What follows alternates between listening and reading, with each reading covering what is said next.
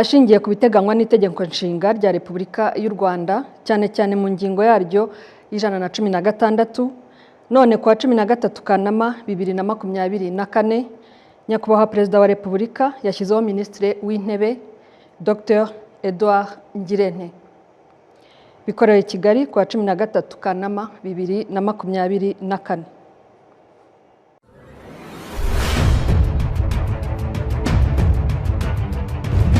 Ku mugoroba wo kuri uyu wa kabiri ku itariki ya 13 y'ukwezi kwa munani mwaka wa 2024 Perezida wa Repubulika y'u Rwanda Paul Kagame warahiriye kongera kuyobora u Rwanda ku cyumweru ku itariki ya 11 y'ukwezi kwa munani muri manda nshya y'imyaka 5 yongeye kugirira icyizere Dr Edouard Ngirente amugira Minisitiri w'Intebe muri guverinoma nshya muri iyi manda.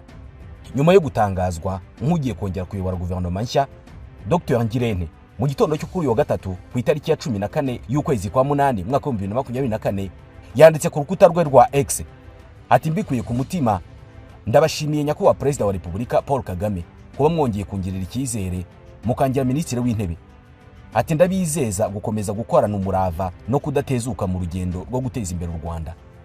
Hari hashize imyaka 7 n'ubundi Dr Ngirente ari kuri uyu mwanya kubera ko ubwa mbere yashyizwe mu nshingano zo kuba Minisitiri w'Intebe ku itariki ya 30 y'ukwa munani umwaka wa 2017 kugeza ubwo Perezida Paul Kagame yarahiriraga indi manda y'imyaka 5 ubwo ni ku cyumweru ku itariki ya 11 kubera ko itegeko nshinga rivuga ko iyo Perezida wa Repubulika amaze kurahira guverinoma yari iriho ibisheshwe kugeza hashyizweho undi.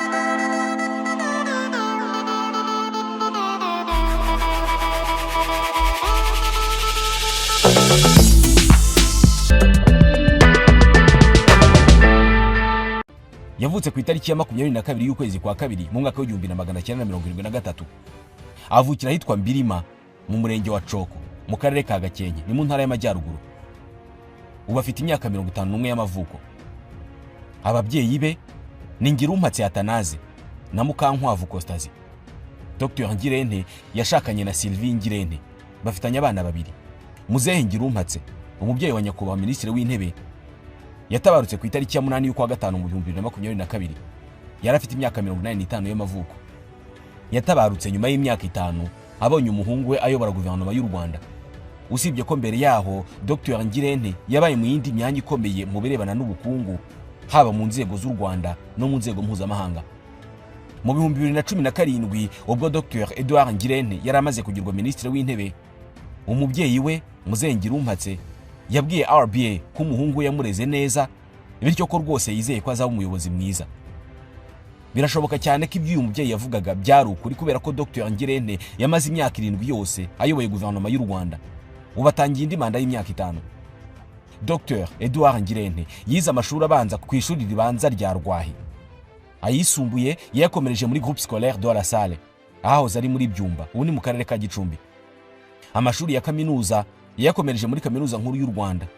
Ni umwe mu banyeshuri binjiye muri iyi kaminuza bwa mbere nyuma y'uko Jenoside yakorewe Abatutsi hagaritswe. Muri iyi kaminuza Edouard Ngirente yahakuye impamyabumenyi y'ikiciro cya kabiri cya kaminuza Bachelor's Degree mu bijyanye n'ubukungu. Arangije amasomo yakomeje gukora mu ishami ry'ubuhinzi cyangwa se agronomy mu yahoze ari Kaminuza Nkuru y'u Rwanda i Butare. Ni naho yigishaga. Icyo gihe yari n'umukozi wa kaminuza mu mushinga wari ushinzwe ibijyanye no kugenzura izamuka ry'ibiciro ku masoko. Nyuma yaho yakomereje mu zindi kaminuza zikomeye. Yize muri Kaminuza ya Saint Louis yo mu Bubiligi ahakura impamyabumenyi y'ikiciro cya gatatu cya kaminuza cyangwa se maîtrise mu birebana n'ubuhanga bwo gucunga ibyago bishobora kuvuka mu by'ubukungu, Financial Risk Management. Ibyo kwiga Nyakubahwa Ngirente yabishyize ku rundi rwego kubera ko uretse iyi impamyabumenyi y'ikiciro cya gatatu cya kaminuza afite n'indi impamyabumenyi nayo ku kiciro cya gatatu cya kaminuza cyangwa se maîtrise mu bijyanye n'ubukungu bushingiye ku buhinzi, Agricultural Economics. Yayikuye muri Kaminuza Gatolika ya Louvain nayo mu Bubiligi. Muri iyi kaminuza ya Louvain ni naho Dr Ngirente yakomereje aminuza ku rwego rw'ikirenga aho yakuye impamyabumenyi y'ikirenga cyangwa se PhD mu by'ubukungu. Niyo mpamvu ari Dr Ngirente.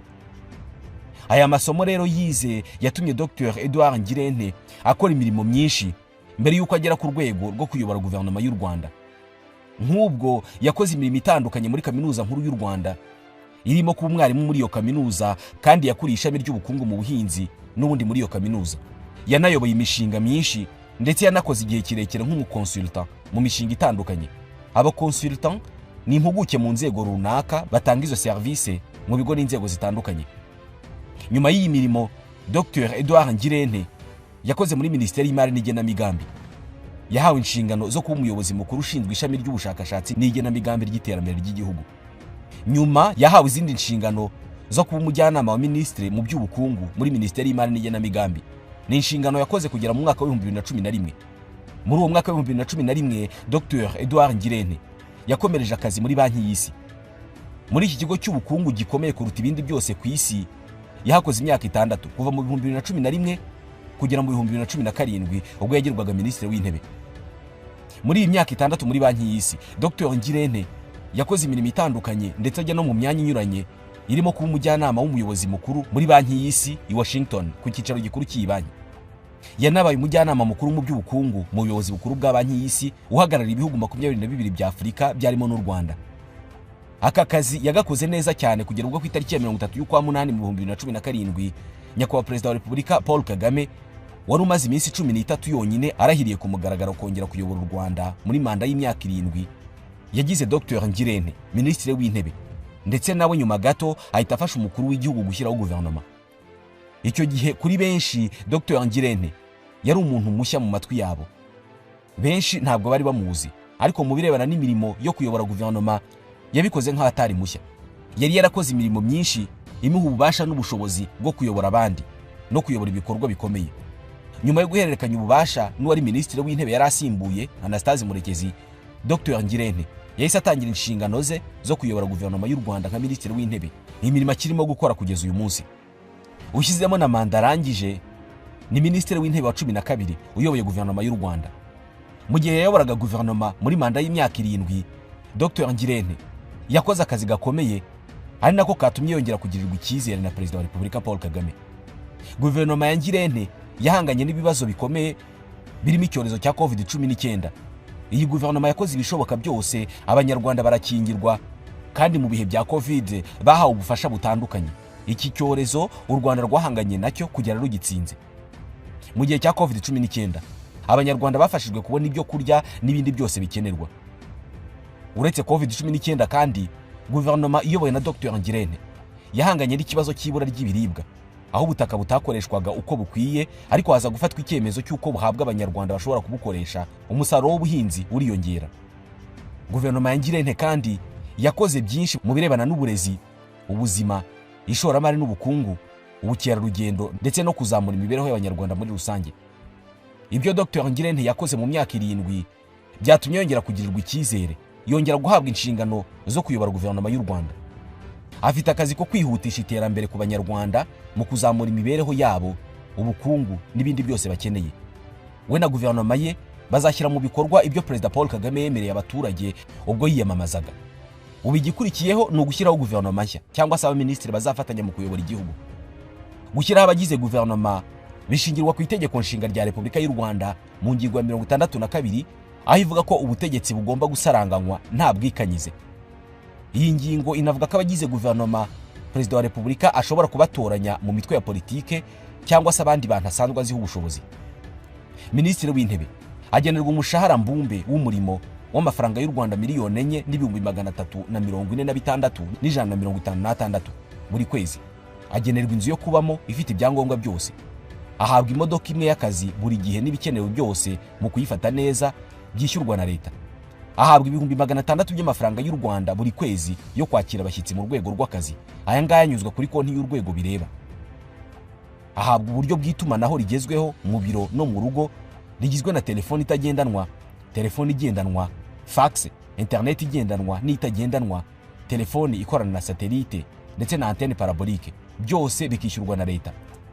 Ahabwa kandi amafaranga yo kwakira abashyitsi mu rugo angana n'600 y'u Rwanda buri kwezi. Ahabwa amazi n'amashanyarazi, byose byishyurwa na leta. Agahabwa uburinzi buhoraho ku kazi, mu rugo n'ahandi hose bibaye ngombwa. Amabwiriza ya minisitiri ufite imiturire mu nshingano agena agaciro ntarengwa k'inzu ivugwa muri iyi ngingo mu gace kayo ka mbere n'agaciro ntarengwa k'ibyangombwa bigomba kuba biyirimo. Hakurikijwe ibyakozwe na guverinoma iyobowe na Dr Ngirente muri iyi myaka 7, hari icyizere cyose ku muvuduko